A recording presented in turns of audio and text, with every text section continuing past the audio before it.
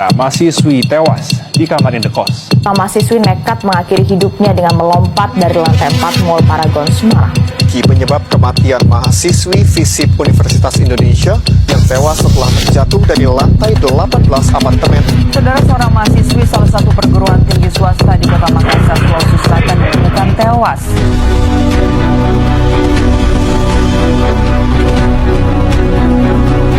Nah, oke teman-teman, bagaimana sih pentingnya dalam memprioritaskan kesehatan mental?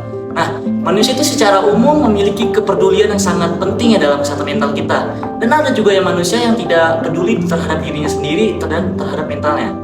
Nah, padahal kesehatan itu penting ya teman-teman, dan merupakan aspek kehidupan bagi kita yang perlu kita jaga. Tahu nggak teman-teman, survei menunjukkan bahwa 17,95 juta remaja Indonesia menderita gangguan mental loh. Artinya, banyak bagian dari kita yang telah mengalami gangguan mental tanpa kita sadari.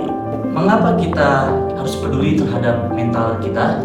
Nah, yang kalian tahu itu mental kita sangat penting ya dalam kehidupan kita sehari-hari. Saat mental kita terjaga, seorang akan lebih mudah dalam menangani stres dan bersosialisasi dengan orang lain dan membuat pilihan. Kita perlu mencari bantuan profesional untuk masalah kesehatan mental. Nah, gejala yang dialami mengganggu kehidupan sehari-hari teman-teman.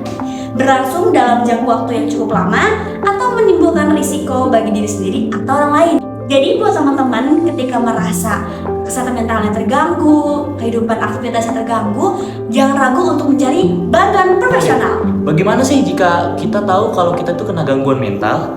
Nah, tanda-tandanya itu adalah mungkin kita harus perhatikan ya terhadap diri kita dalam yang suasana hati kita yang berubah dalam drastis, dalam merasa tidur cemas atau yang tidur itu kayak berlebihan ya. Di mana sih kita bisa mencari dukungan untuk mengenali masalah kesehatan mental kita?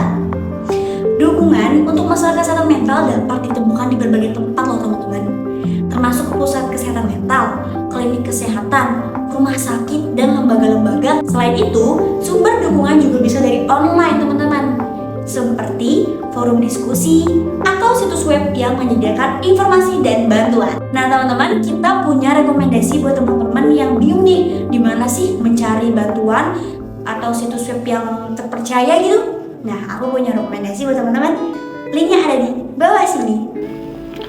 So, buat teman-teman jangan khawatir ya, menyuarakan perasaan kita dan mendengarkan satu sama lain adalah bagian penting dari kemanusiaan. Semua orang perlu merasa didengar dan dipahami.